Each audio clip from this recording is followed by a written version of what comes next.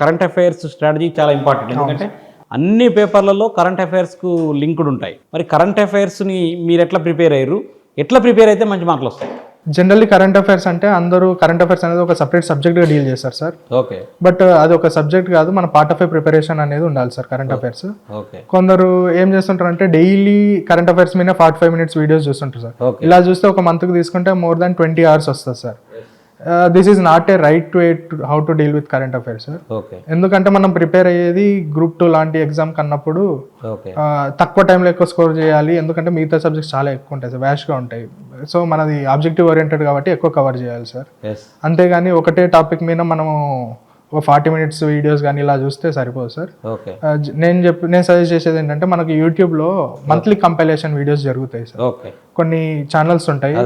ఆ ఛానల్స్లో ఏంటంటే మనకు 2.5 hours ఆ మంత్లో జరిగిన టాపిక్స్ మొత్తము లిస్ట్ అవుట్ చేసేసి వాళ్ళు ఇస్తారు sir.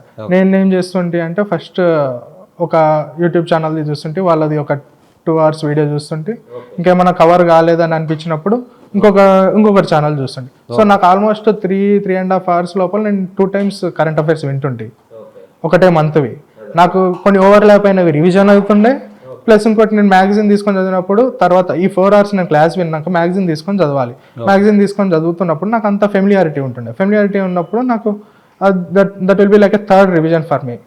I will be covering it within somewhere around 8 to 9 hours లో కంప్లీట్ అయిపోతుంది. అంతేగాని నేను రోజు డిసిప్లైన్డ్గా కూర్చొని 45 minutes వీడియో ప్రతిరోజు చూస్తూ మళ్ళీ లాస్ట్కి మళ్ళీ మ్యాగజైన్ అనేది ఇవ్వాలి, మళ్ళీ చదవాలి. దాని బదులు 8-9 hours లో ఇట్లా స్మార్ట్గా కొంచెం డీల్ చేస్తే బాగుంటుంది సార్. అలా అంటే ఇంగ్లీష్ కొంతమంది తెలుగు మీడియం వాళ్ళకి కొద్దిగా ప్రిపేర్ కావాల్సిన ఆవశ్యకత ఉంటుంది. ఇటు డాటా చూస్తే నాన్ మ్యాథ్స్ వాళ్ళకి కొంచెం కష్టం ఉంటుంది. అది ఎట్లా ప్రిపేర్ అయితే బాగుంటుంది? ఈ ప్రజెంట్ గ్రూప్ 2 ఎగ్జామ్ అనేది చాలా డిఫరెంట్ ఎగ్జామ్ సార్. ఎందుకంటే way of asking the question అనేది మారిపోయింది sir compare to previous group 2. Previous group 2లో బేసిక్ మన 10th class ఆర్ ఇంటర్మీడియట్లో ఉండే లెవెల్ అంటే ఇంగ్లీష్ ఎక్కడైనా కామనే, బట్ ఆ సింపుల్ క్వశ్చన్స్ అడిగేవాళ్ళు సార్. లైక్ అంటే మనకు చాప్టర్స్ అయినాక క్వశ్చన్స్ సింపుల్గా బేసిక్ ప్రిపోజిషన్స్ అవి అడిగేవాళ్ళు. ఇప్పుడు అలా కాకుండా ఇంగ్లీష్కి వచ్చే వరకు బ్యాంక్ పీఓ లెవెల్కి వెళ్ళిపోయాడు సార్.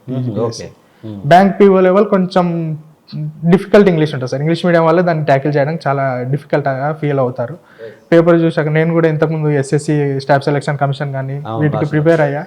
వాటితో నాకు అంత ప్రిపరేషన్లో ఉన్నా కానీ నాకు కూడా కొంచెం డిఫికల్ట్ అనిపించింది. బట్ చూస్తే I got somewhere around 19 out of 22 in English sir. Very good.